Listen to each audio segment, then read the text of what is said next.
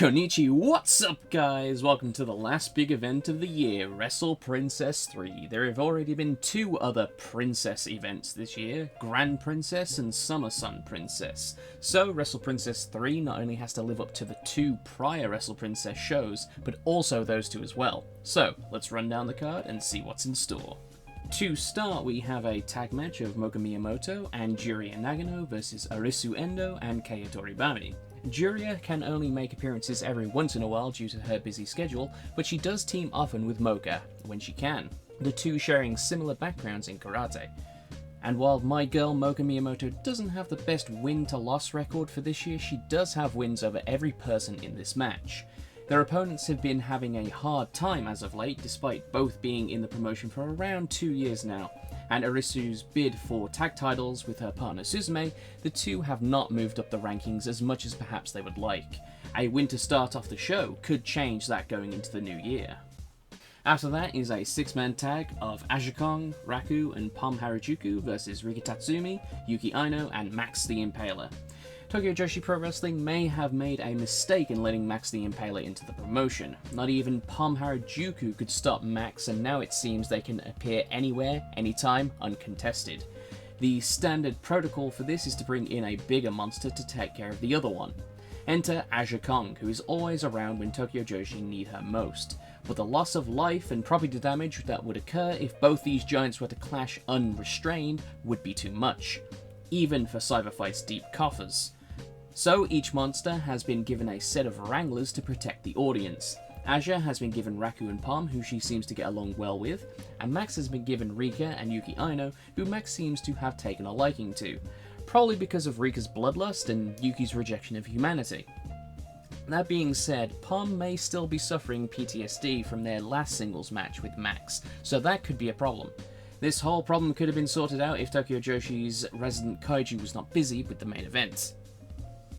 Next is a singles match of Mizuki vs Hyper Misao. With their usual tag team partners in the main event for the Princess Championship, Mizuki and Misao have been pit against each other in what I can only assume is psychological warfare.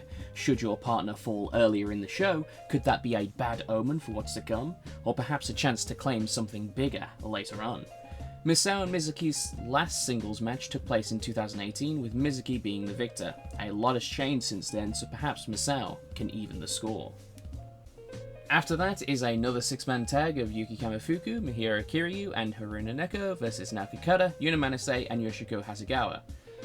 It's Team Tokyo U and their mascot versus Team Ganbare Joshi. No, Team Actress. Tokyo U went for the tag championship a few months ago but came up short, hoping to keep their spirits high and looking to take on a team with more experience. After all, Yuna helped train Kamyu. With Kiryu being great with cats, she may be able to bring out the best in Neko. At Grand Princess, Yuna Manase brought in a team of Ganbare Joshi into Tokyo Joshi. She also brought with her a fire for all to succeed. Such emotions clearly touched Naoki Kata, whom was on the opposing team during that match. The third wheel, so to speak, is Yoshiko Hasegawa. Yoshiko had spent a year away from wrestling, but was courted to Ganbare by Yuna. All three of these girls are former actresses, but here they are to show off what they are now. Yuna has been making waves in the Joshi world, going for the Spirit of Ganbare title, and creating a faction within Stardom. Next is a special singles match. It's main event Suzume versus Ryo Mizunami. Suzume has been on an absolute tear in Tokyo Joshi. The vivid honey mustard is quickly becoming a main player both inside and outside of Tokyo Joshi. That's a lot of pressure for show, but pressure makes diamonds, and Suzume has been making plenty of those, even if they have been rough, and this diamond metaphor is slipping away from me. Anyway, Suzume had a great Princess Cup, and while she has fallen short when it counts, it is clear that her diamond tip drill can get through the rough wood of life. Ryo Mizunami returns to Tokyo Joshi, and this time she's not a replacement. Anarchy is never a replacement though, and her match with Miu at Summer Sun Princess brought out her potential that has seen her through the whole year. Maybe Anarchy can do the same for Suzume.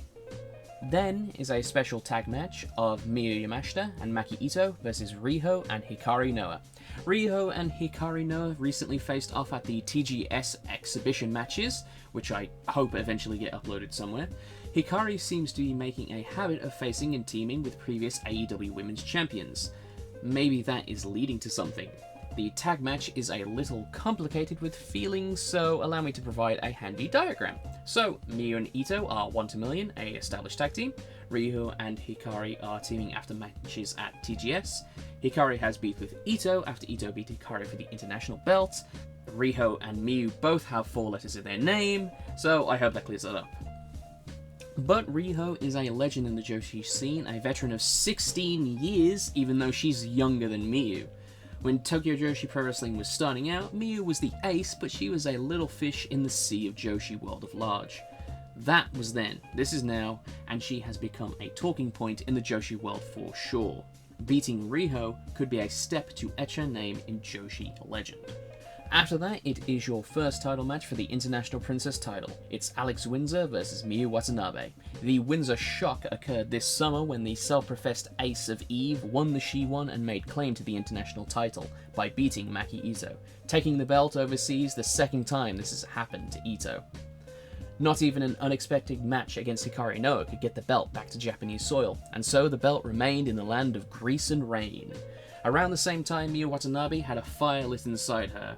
She made it all the way through to the finals of the Princess Cup, beating both Shoko Nakajima, the champion, and Miyu Yamashita, the ace, to get there. But taking on all 3 Musketeers in a single tournament proved too much, as she lost to Yuka Sakazaki in a career-defining match.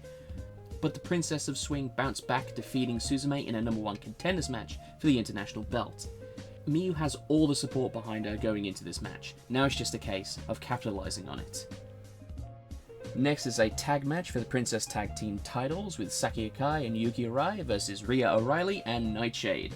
The British invasion continues on as the aptly named Uprising are also heading over to the land of the rising sun, set to bring more Joshi gold to the Tower of London, or something.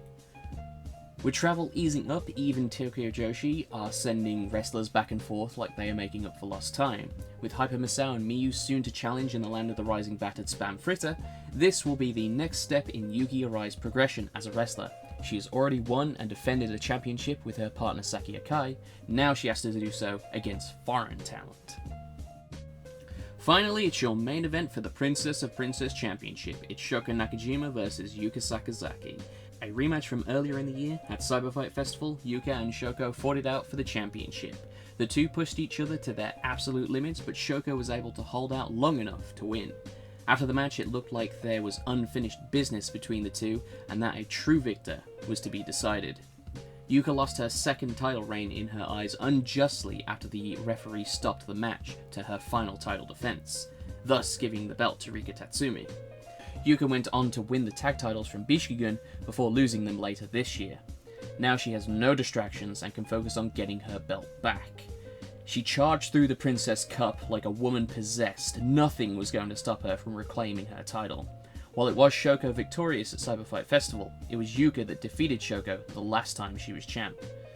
And after losing the belt, Shoko was left a shadow of her former self, unable to reach the heights she had experienced before, losing title matches and tournaments to younger, hungrier talent. Now she has dethroned the ace to become champ. Last time she wanted a match with Yuka at Ultimate Party, she wanted to have a good match to show off Tokyo Joshi to the world. Now Tokyo Joshi is approaching its 10th year of operation, and she wants to hold onto the belt going into that momentous occasion. Wrestle Princess will stream live on Wrestle Universe on the 6th of October. The event will be the biggest show before the year's end. The show will allow cheering, and will feature English commentary from Chris Brooks and Bellion Aki, and also Reika Saiki will be on the Japanese commentary team. You can sign up to Wrestle Universe and be given 2 weeks free with no obligation. Enjoy the show, and see you next time for a long-awaited video.